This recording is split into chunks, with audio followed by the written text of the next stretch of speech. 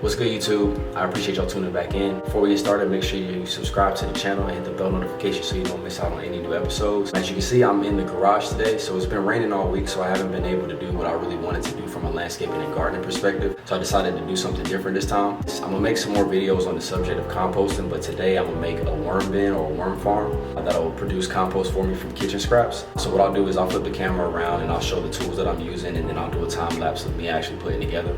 And then I'll describe the basic concept of it and why it's important and why you can use it for your garden, but it's definitely not something that's imperative. And then at the end of the video, I'll show some of the small updates that I was able to do from a landscaping perspective, and then what I'll do going forward over the next couple days once the weather gets a little bit better. So I'm gonna go ahead and switch the camera around now, and then I'm gonna go ahead and open up the garage door too, just so we can have some better lighting. All right, so now that the camera's flipped around, I'm gonna just show the supplies and the tools that I'll use to get the worm bin built. So it's really simple. I got 3 plastic totes, so they're all heavy duty. So it's one right here, another right here, and then the third one right here, along with one top. So all you need is one top, you don't need 3 of them. I'm using a regular power drill. I'm using a small little spigot. It's basically like the things that you see on the Gatorade and the water bottles at the gyms and stuff, like the big coolers. And then 2 drill bits. So this is to drill holes for the worms to be able to get through.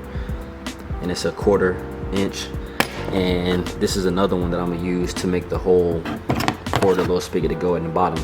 So the basic concept of it is it's 3 bins that are stacked on top of each other. The top 2 bins are for the worms and the kitchen scraps. So whenever it's all put together, there'll be 3 bins all within each other. The top bin is where you would put all the kitchen scraps. And that's where you will put the worms at as well. And you will let them do what they do, eat the kitchen scraps, and go ahead and process them and digest them. And then there's another bin that's directly under it. So once this bin will be full with the worms and the kitchen scraps completely eaten, it should be nothing but worms and worm castings left. The worm castings is what you want to add to the garden. And then once they completely eat all the kitchen scraps, you want to switch the 2 bins, so the bin on the top and the bin in the middle. The purpose of doing that is once you put the new bin on top, you add kitchen scraps into that bin. You'll drill holes in the bottom so the worms can go up once you exchange them and put them in the middle. Once all the worms migrate to the top bin and start eating the new kitchen scraps, the bin in the middle should only have worm castings left, and you should be able to harvest it without having to disturb the worms at all. And then the final and the bottom bin, that's where I'll put the spigot at. Just from the nature of what they'll be doing, it'll be moist in it the entire time. So just off it being moist, water will drip down, so liquid will come off of like the worm castings and the worms and the kitchen scraps. You'll be able to use that liquid for different types of fertilizers or sprays if you want to. So I'm gonna switch the camera around, or I'm gonna set it up on a tripod so I can do a time lapse, because you don't really, it's a pretty simple project, and I'll talk a little bit throughout the time lapse, just explaining exactly what I'm doing. And then at the end of it, I'll show also an update, just showing what the final product looks like. And then for the final product, once I have the worms in, because I ordered them a couple days ago, or I ordered them and then they should come in a couple days. Once the worms come in, I'll make an update video with kitchen scraps and worms in there, just to show how the process is going to get started. And I'll probably upload that on my Instagram channel, and I'll put it should be right there or right there or right there. I haven't figured it out yet, but I'll put it up on the screen, and I'll also put a link down in the description for you as well. But I'm gonna go ahead and switch it up, put it on the tripod right now, and show exactly how I'll make it. Well, before I do that, all I'm gonna do is just drill holes all throughout here and all throughout this one, so the worms can climb up and down whenever they need to. And then drill holes on the side just so they'll have air and be able to breathe. And then on this one bin right here, I'll put a hole right here for the spigot to go. So that way, whenever I need to get the water out, I can just press the button, put a little container under it without having to worry about completely taking the whole entire thing apart. So I'm gonna go ahead and put it on the tripod now and time lapse it, and then I'll put I'll chime in a couple times and show a description of how everything is going.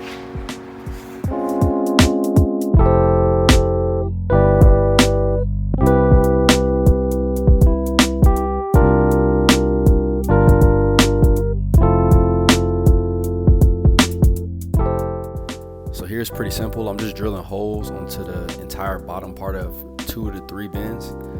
They just need to be big enough so the water can drain through properly, so it's not sitting in water the entire time, and then big enough for worms to be able to go from one bin to another. And then on the side, all I do is just drill holes so they'll be able to breathe, so oxygen can get through.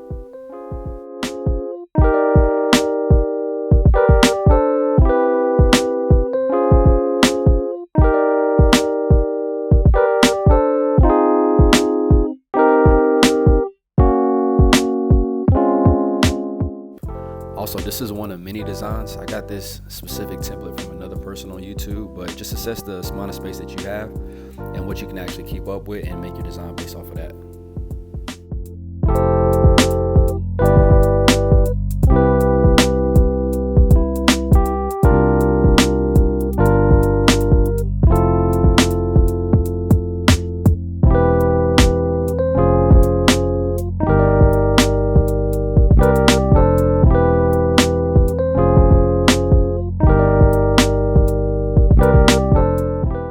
So for the final bin, all I'm doing is just drilling one hole, and it's just big enough for the spout to come through. That way the water that comes down and drips into the bottom one, I can just, instead of having to pick up the entire thing, I can just open up the spigot, put a container under there, and be able to collect all the liquid I need to. You'll see that I actually picked too small of a drill bit to get the hole the right size, so I tried to force it in and it actually broke this bin. But luckily I had another one to the side, so I was able to still get it taken care of, no problem.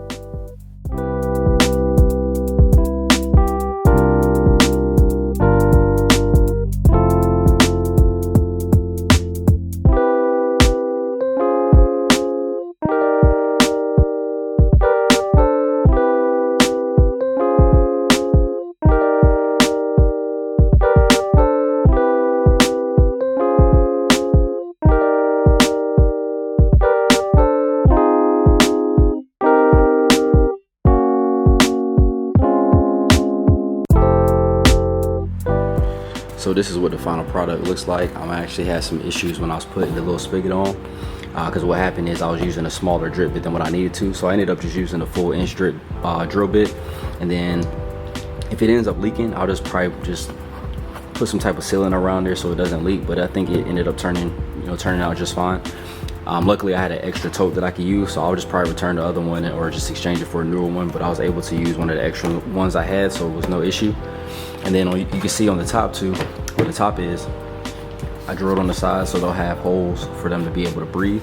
And then on the bottom of each one of those, I put multiple holes, probably about 50 at least, on the inside of, or like on the bottom of both of the top and the middle bins. And then there's no holes on the bottom bin because I don't want stuff to drip out the bottom. I may end up, if you look whenever it gets close in, I don't even know if those holes are able to be breathable. So I may end up just adding holes to the top as well, just so they're able to breathe.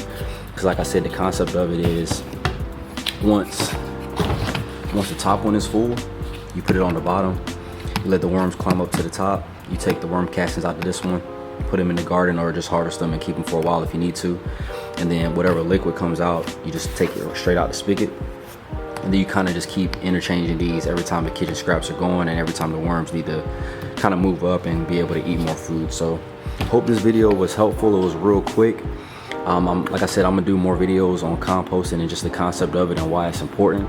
And then once I'm done, once the worms actually come in, I'm gonna do an updated video on my Instagram channel to show exactly what it looks like once it's fully functioning, with the kitchen scraps in there and with the worms totally in there and acclimated to their new environment as well. So like I was mentioning, it's been raining all week, so I haven't been able to do the things in the garden and in the yard that I wanted to or anticipated on doing this week.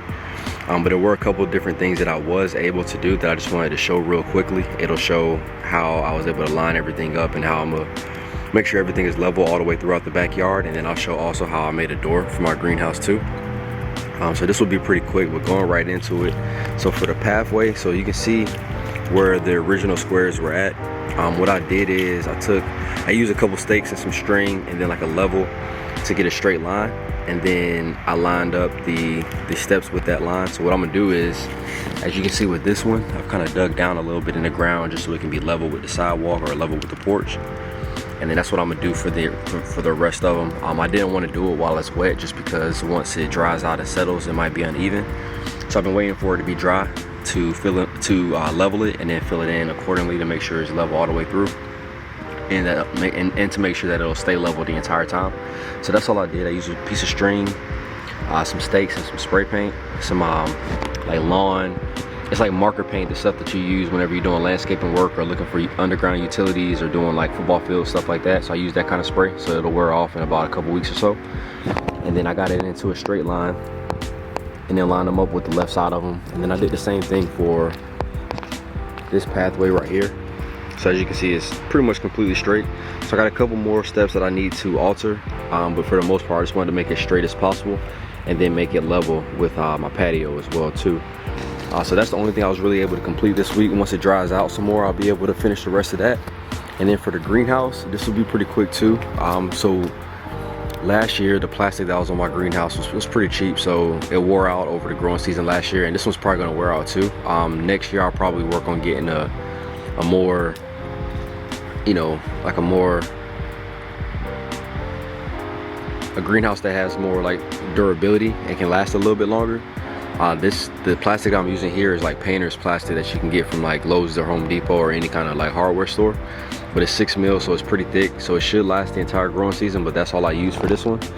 And since it doesn't come with a door, it's just like a roll of plastic. What I had to do was just cut out like a flap door, and all I did was get some heavy duty Velcro, and when it was a dry day this week, I glued the Velcro on to this side, so it's like a door pretty much. So if I pull these straps all the way around, then I have access to the entire greenhouse like this. And then there you can see I went ahead and put some of the lemon trees out and some of the like garden vegetables, some of the salad vegetables out here too.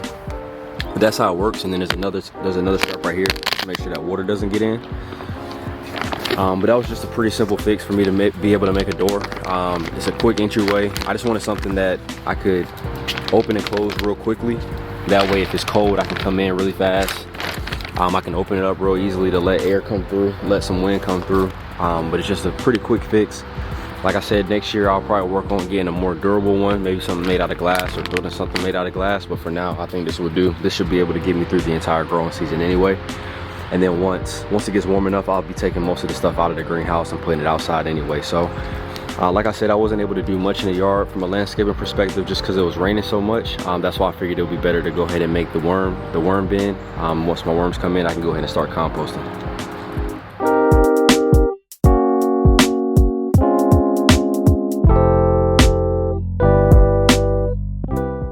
If you made it this far, then I definitely appreciate you for sticking around. And if you like the content in the videos, make sure you like, subscribe, hit the bell notification so you don't miss out on any new episodes. But until next time.